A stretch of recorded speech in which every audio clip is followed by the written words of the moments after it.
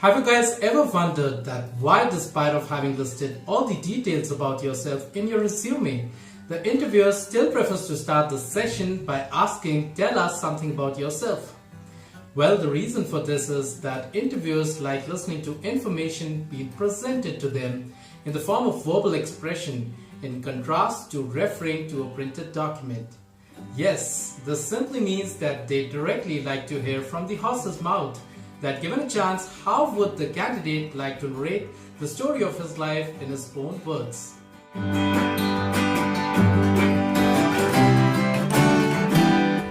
Hello friends, my name is Ankit, and in this video I'm going to share with you the best way to answer to the question, "Tell me something about yourself."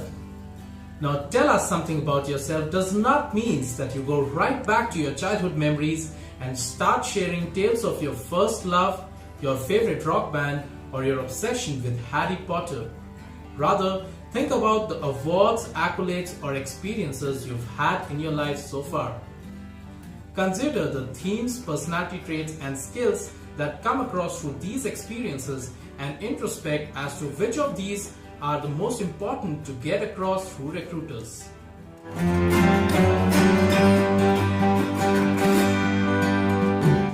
The first step in the introduction process is thanking the interviewer for giving you an opportunity to introduce yourself. So you could simply start your conversation by saying, "Thank you for providing me the opportunity to introduce myself." Or you could also say, "Thank you for shortlisting me for the personal interview round," which will show the interviewer your courteous nature.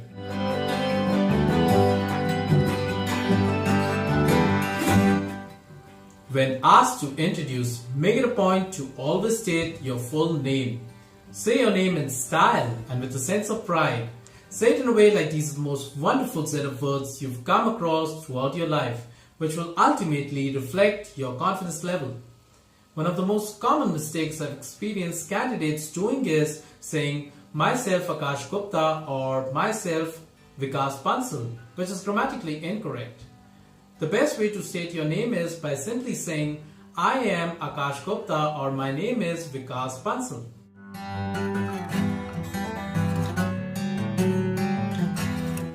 The next thing which needs to be mentioned is the place you belong to. My point here is that don't just simply mention the name of your native place, but rather jazz this piece of information up by adjoining an interesting fact to it. So for example, you could phrase this sentence as, "I'm a native of the commercial capital of India, Mumbai. I have been born and brought up in the pink city of India, Jaipur."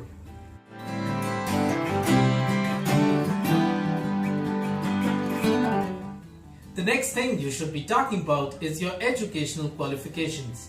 The best thing to do in this case is to highlight the details about the last 2 degrees accomplished by you, mentioning about the most recent one towards the end. So for example, if you're simply an undergraduate, you can share details pertaining to your secondary and higher secondary education. If you are a graduate, then you can mention details about your higher secondary and graduation degree. And if you're a postgraduate, then you can emphasize upon your graduation and master's degree. But the question which arises over here is that what is it that needs to be mentioned? Tell the name of the institution you have passed out from. Disclose the percentage marks if you think you've scored fairly well, or else just talk about other awards or accolades granted to you during your academic tenure. Share the name of the subject you majored in. Do mention the extracurricular activities you've been a part of in your school or college days. Give a brief about any research project or case study you have been associated to.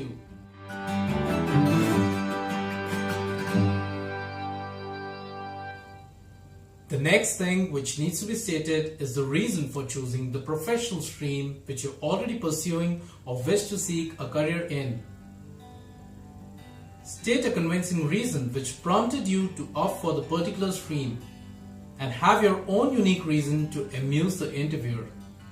So for example, if you're pitching for a sales job, you could say something like this. I wish to pursue a job in the sales and marketing department, as sales is all about helping other people to achieve their goals and solve their problems by introducing your company's product or services to them. So I would love to work for getting this genuine feeling of being useful to people. And if you're applying for a job in the hospitality sector, you can say something like, I chose to be in the hospitality industry as I believe I am a people pleaser and I like to bring a smile on people's face.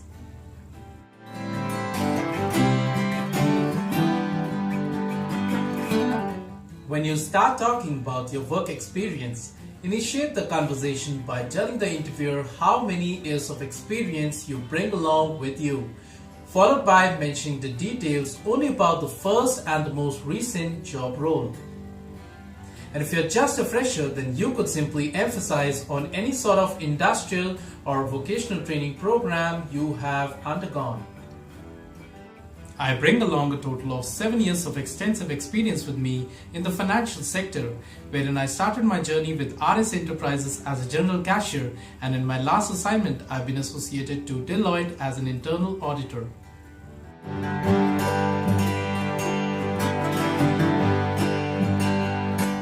Talking about your strengths is one of the most important aspects of a job interview, as it provides you with the opportunity to explain it to the interviewer that why you are the best qualified candidate for this job.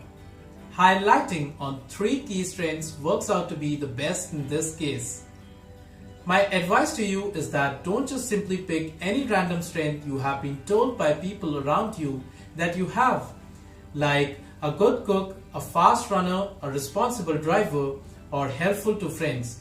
Because if these strengths are not relevant to the job role you're applying for, then they don't really matter to the employer. The best thing to do in this case is to understand the responsibilities of the job role you're applying for, and then try to find out which of your key strengths will relate the most to this role in specific, which will be music to the interviewer's ears. So for example, if you're applying for a journalist job, then mentioning that you are a good communicator, a multitasker, and a great shorthand typist will help you to please the interviewer. Or if you're applying for a leadership role in an organization, then stating problem solver, good team player, and being goal-oriented as your key strengths will make the interviewer like you. But make sure that for every strength mentioned by you, you have a strong personal story or experience to share if asked, which will help in exemplifying your case well and will leave a better impression in the interviewer's mind.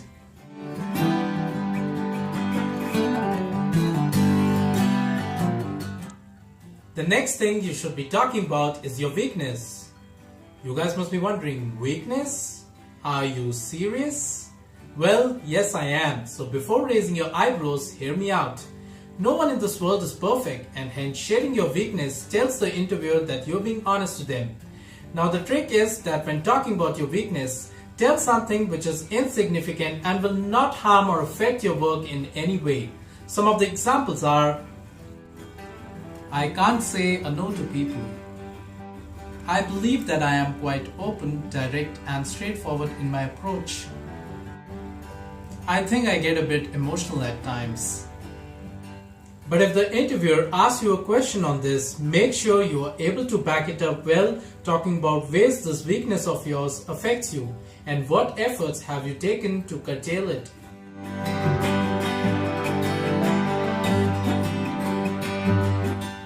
Declare your mission statement, which should be something which you religiously preach, and mention the name of your role model whose footsteps you follow to achieve your life's purpose.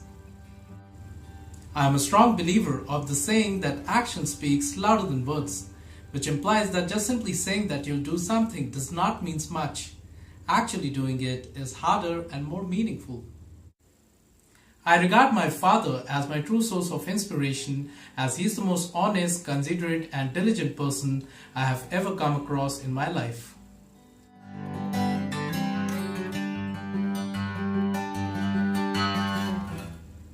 When you talk about your family members, first specify the number. Start with mentioning about your parents and then come down to your siblings. You need not mention your family member's name, just the profession or occupation will do. Including me, my family consists of 4 members.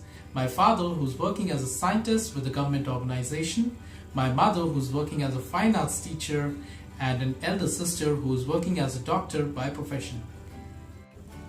Now, for those of you whose mother is not into any profession, never say that my mother is a housewife, which is completely misleading. Instead, use the phrase homemaker, which makes much more sense.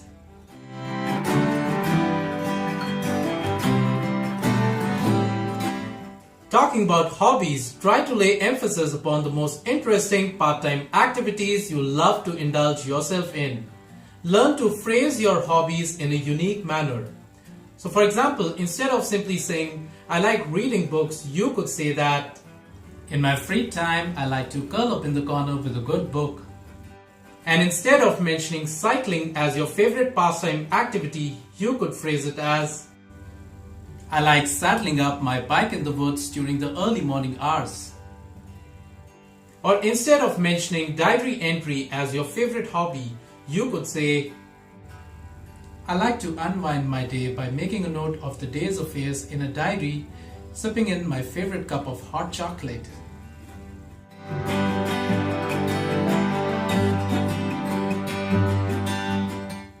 It is extremely important to throw some light upon your life's aim while introducing yourself. Now, aim can be split into 2 parts, a short-term and an ultimate long-term goal. People who are said to have a short-term as well as long-term vision are considered to be more futuristic and focused in their career. Let's try to see an example of this. My immediate goal is to get on to the managerial role within the initial 5 years of my working experience, and my ultimate aim is to become a successful entrepreneur in the restaurant business.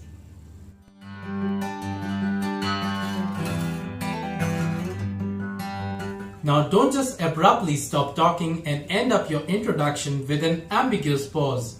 Always intimate your interviewer by letting them know that you are done introducing yourself, and they may proceed further with the interview process.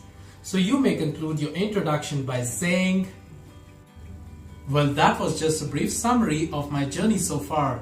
However, if you would like to know any further details, I would be glad to share it. So we just discussed the ingredients which are essential to prepare the dish called personal introduction, and as in the case of cooking a dish, the proportion of using these ingredients is extremely important, and that is the reason I emphasize on the amount of detail to be shared while speaking about each element in specific. The second most important thing while preparing a dish is the cooking time, and that is the reason I recommend that introducing yourself should at least take 60 seconds to avoid your dish from being undercooked, preferably 90 seconds for wonderful taste, but not in any case more than a couple of minutes, which will make your dish slightly overcooked, and I'm sure you don't want that to happen. And last but not the least, it is the sequence of adding ingredients which is imperative for a lip-smacking recipe.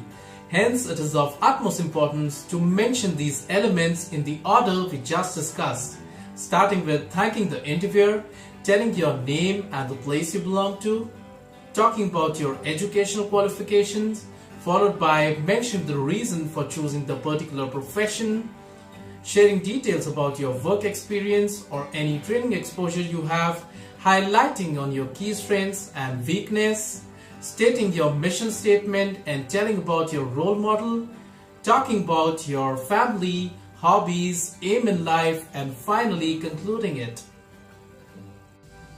Thank you for watching this video, and I believe it would be of great help to you. In case you need any further assistance relating to this topic, then do share your comment below and I would love to address it. Good luck to you.